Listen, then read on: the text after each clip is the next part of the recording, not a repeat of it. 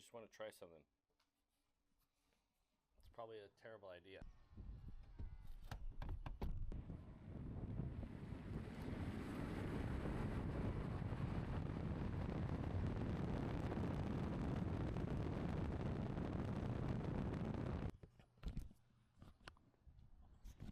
That's crazy.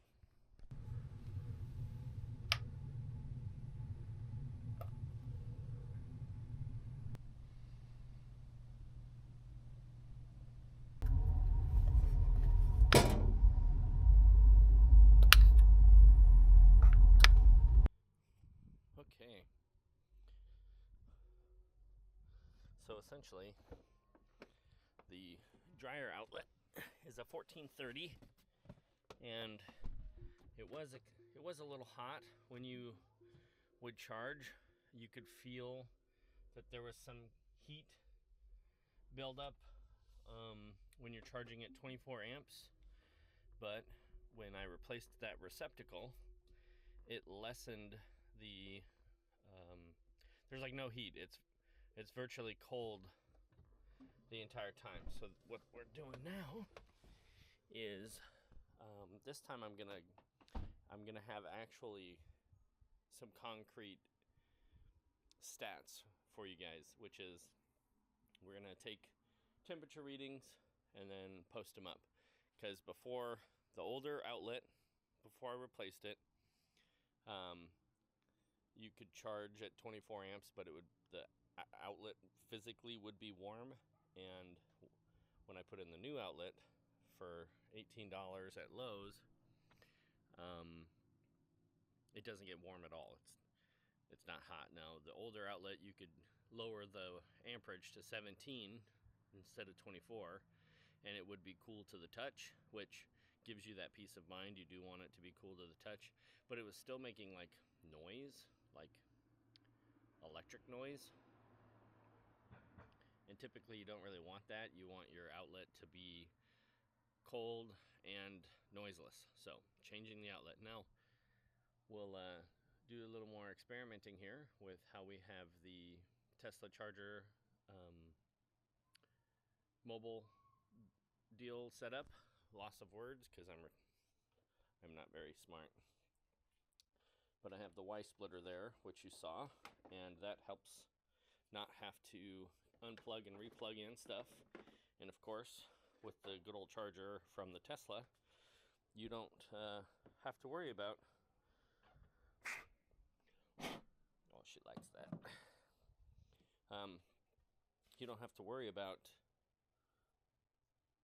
running the dryer at the same time as plugging in the car, because you can plug in the car and have it set to basically charge at 1 in the morning till you get up and are ready for work, or you can change it like that. And at the moment, here's what we're looking at.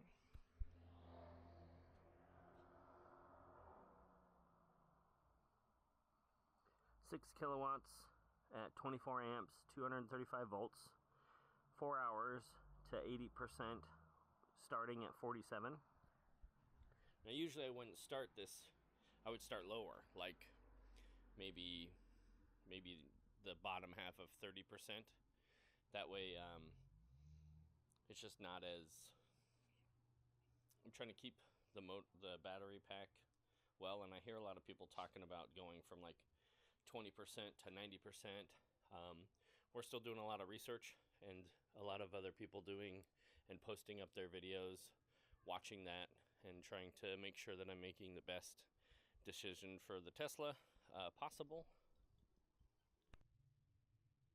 Basically, this outlet holds the pipe that it's connected to. I have the Y splitter, and then the dryer actually exhaled through this hole in the wall, which I had redone to make it exterior. So the garage would always be like gross as hell, because when you're drying clothes, it'd be just nasty, just not good to walk into. I was trying to film this on my A6400 right here with my Rode microphone, But for some reason, the Action 4 has better auto white balance and exposure. So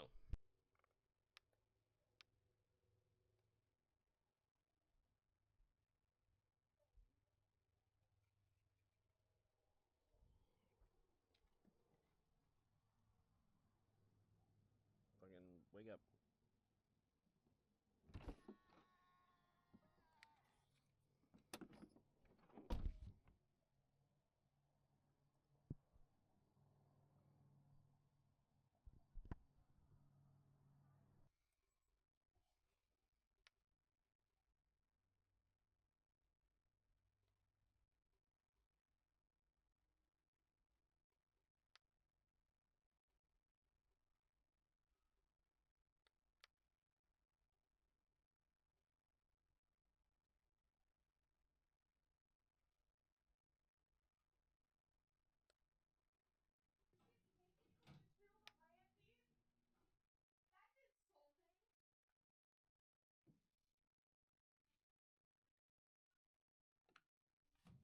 Okay, so from the start, we had 47%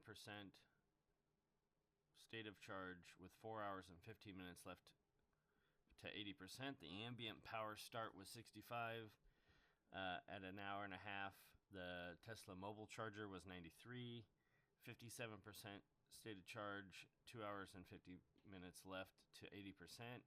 The box started at 71, and then the box is at 94, an hour and a half in. The outlet is 74. Its start was 65. The garage temp has been 72 ambient. An hour and 30 minutes had been lapsed when charging started. The breaker's temperature rating, excuse me, most circuit breakers are designed to operate at a maximum temperature of 60 C or 140 Fahrenheit to 85 C or 185 Fahrenheit under normal conditions. However, this can vary based on manufacturer's specifications. The wire gauge used in the circuit must be appropriate for the load and breaker rating. For a 30 amp breaker, you generally use 10 AWG copper wire rated for 30 amps at 60 C or 140 Fahrenheit. The ambient temperature of the surrounding temperature can affect the breaker's performance. If the ambient temperature is higher than this standard, typically around 80 C or 86 Fahrenheit, the breaker may trip at lower currents. Continuous load.